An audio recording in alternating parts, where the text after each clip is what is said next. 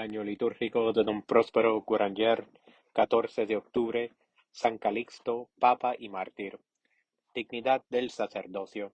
Conviene que la fiesta de los papas, de los obispos y de los sacerdotes reavive en nosotros el sentido doctrinal para infundirnos una gran reverencia hacia aquellos a quienes Dios ha encargado de guiarnos y para hacernos ver en su sacerdocio el sacerdocio mismo de Cristo, a quien ellos representan entre nosotros.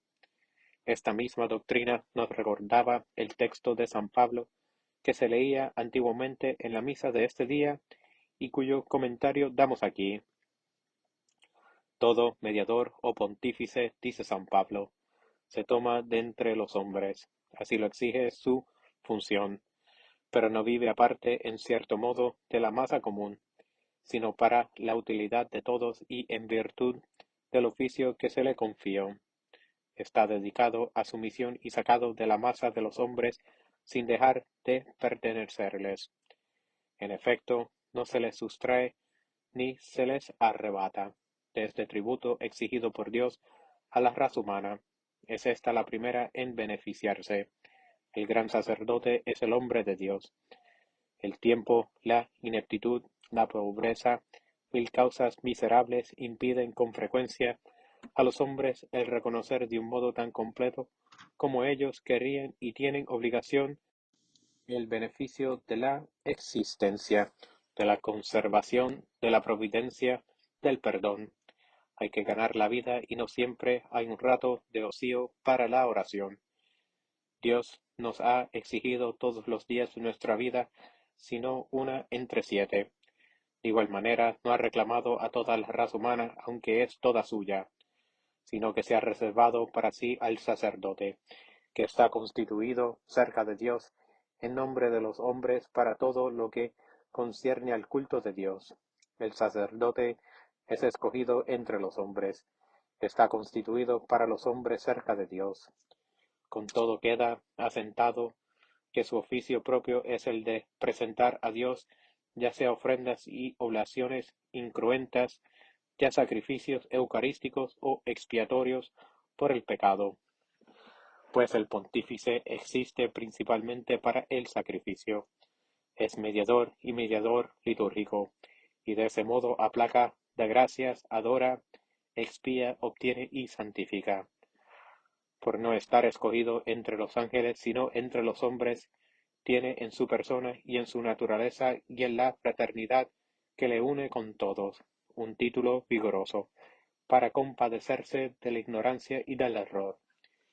Tiene por qué mirar con afección y cariño tanto a los que ignoran qué es lo que deben hacer, como a los que hacen cosa distinta de lo que deberían hacer.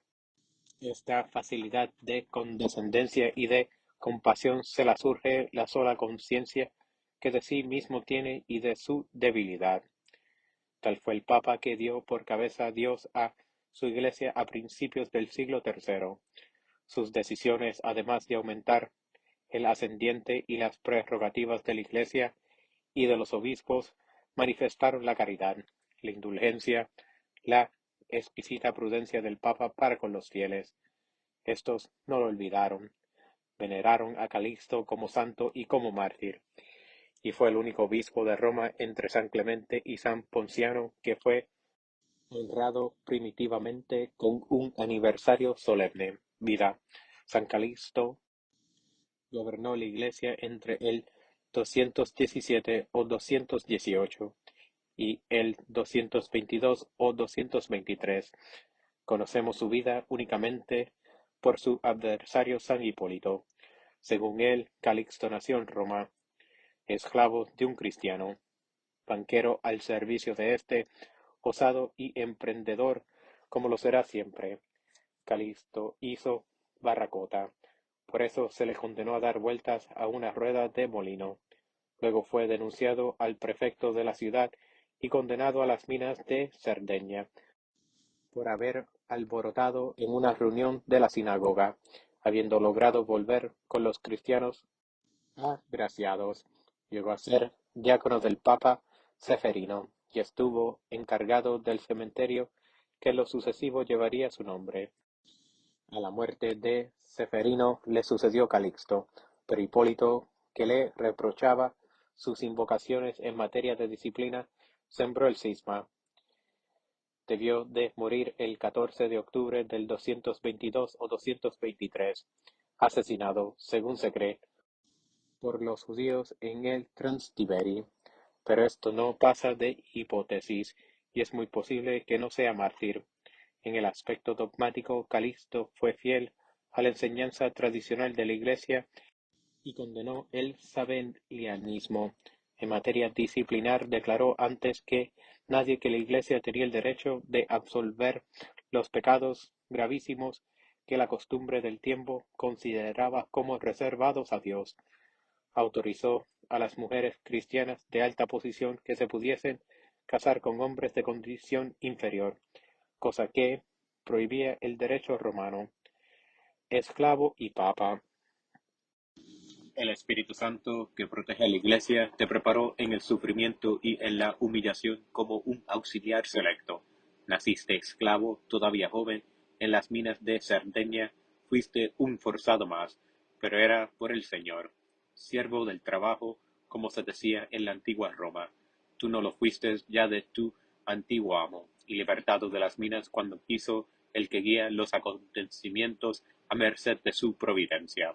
El título de confesor, el ennoblecerte para siempre, te recomendaba a la atención maternal de la Iglesia, y a partir de esta fecha fueron tales tus méritos y tus virtudes que al inaugurarse el pontificado más largo de la época de los mártires, Ceferino te tomó por consejero, sostén y suplente de su vejez, y luego la Iglesia, suficientemente enterada con la experiencia de 18 años, te eligió en su día como supremo pastor, y qué grande la dejas hoy a esta noble esposa del Hijo de Dios.